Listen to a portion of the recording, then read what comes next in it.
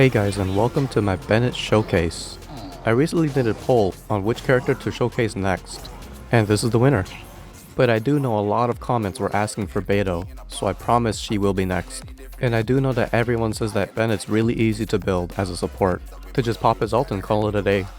But here I'm gonna play him as a different character. He's gonna be the powerhouse of the team. He's gonna be the one healing himself, buffing himself, and being the nuke. I'm also going to be showcasing the new Festering Desire, the new event weapon, and you'll be able to see how great it is in Dragonspine and outside of Dragonspine. This is what I would like to call my Juggernaut Bennett build, and later on I'm going to explain my build and the strategy behind it. So for now, enjoy the showcase. This ain't what you want, bitch, I'm a fucking phenomenon.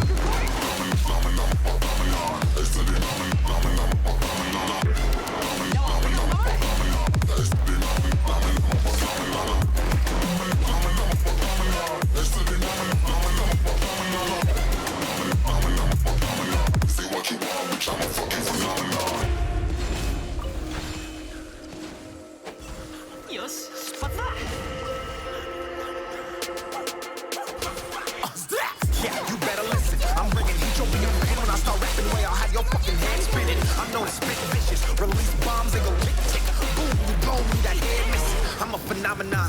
Stacking cheese like it's Parmesan. 8 different flows, call me Octomom. I'm moving fast like the Autobahn. And I'm independent, so I'm not your fucking starving like it's Ramadan. Sick, twisted, gifted. Can't copy, printed. Can't hold me down. I shape shift, I'm liquid. I killed this beat, I might get convicted. They know how I move, it was predicted. Persistent, spoken into existence, so consistent, no assistance. Here we once become addicted. If I rap it, then I live it. There's no capping, I'll be speaking this. This ain't what you want, bitch, I'm a fucking phenomenon.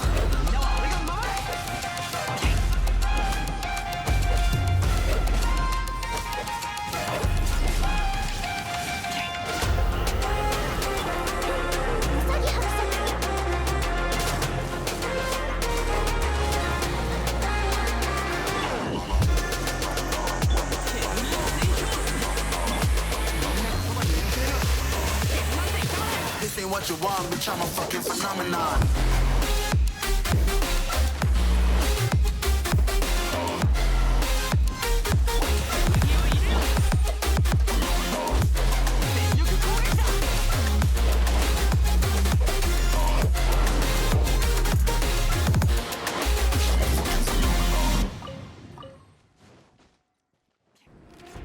Alright, so as you can see, my build revolves around Melt.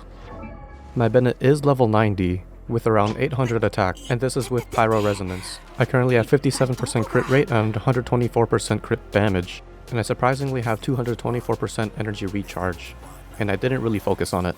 And thanks to my Pyro Goblet, I have 61.6% Pyro damage bonus. And as I said before, I'm using the Festering Desire. You can get this weapon right now from the event, as of this recording. I wanted to showcase a weapon that was available to everyone right now. And because this is a melt build, I'm using a 4-piece Crimson Witch of Flames. For my artifacts, I focused mainly on crit rate and crit damage, as usual.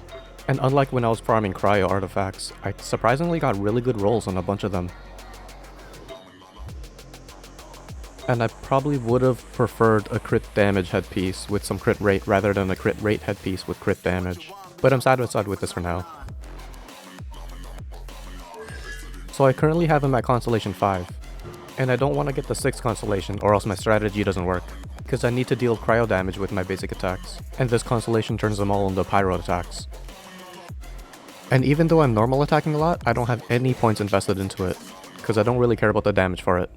My Passion Overload and Fantastic Voyage though are pretty leveled up. I guess luck was on my side for the weekly materials.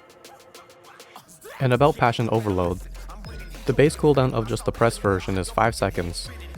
But he has 2 talents that decrease the cooldown of it.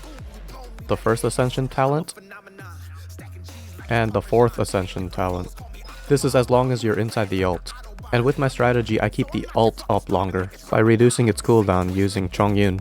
His 2nd Constellation reduces the cooldown of all skills within his Frost Aura. So I'll quickly go over how my strategy works. I use Amber for a few reasons. I usually start off the fight with her because I gave her a 4-piece Noblesse set, which gives an attack buff to everyone in the party. And I chose her because her ultimate has a 12-second cooldown and only costs 40 energy to cast. I then follow up with Sucrose to swirl with her E. I actually have a video about her on what makes her so powerful in team comps. I recommend you check it out. After Sucrose, I follow up with Chongyun. His E creates a frost circle, which allows all melee users inside to deal cryo damage with their normal attacks. And with this constellation number 2, every ability casted inside has a 15% cooldown reduction, including Bennett's ultimate. And now it has an uptime of 10 seconds and a cooldown of only 12.75 seconds. Now I alternate between using Bennett's cryo normal attacks and his E to apply some insane melt damage. Alright, let's look at Bennett's E. Thanks to his first phase talent, the base cooldown is now 4 seconds. And then combining it with Chongyun's Frost Circle, the cooldown is now 3.3 seconds. And now under his ultimate, the cooldown is now 1.6 seconds. This allows him to work a little like D-Loop, being able to normal attack and press E, back to back.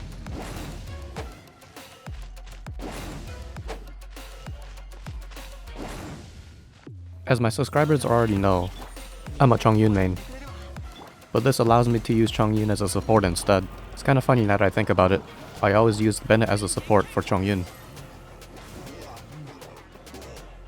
With this strategy, you have to be mindful about the status being procced by the enemy before you start melting, because if he uses E to apply the status, then your cryo normal attacks will apply the melt, and then it'll remove the cryo status from the enemy.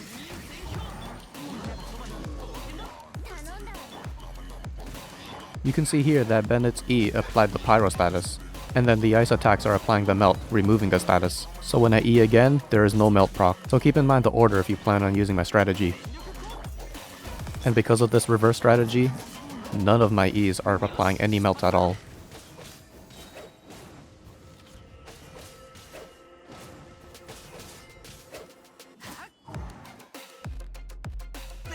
For those of you who do wish to build Bennett as a support, rather than going Crimson Witch of Flames, I would build a 4-piece Noblesse set. And rather than crit damage and crit chance, you would look for HP percentage and energy recharge.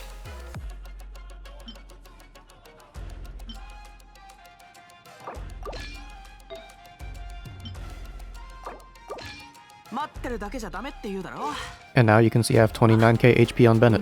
And the reason why you want HP is because the ultimate healing is scaled based on his maximum HP.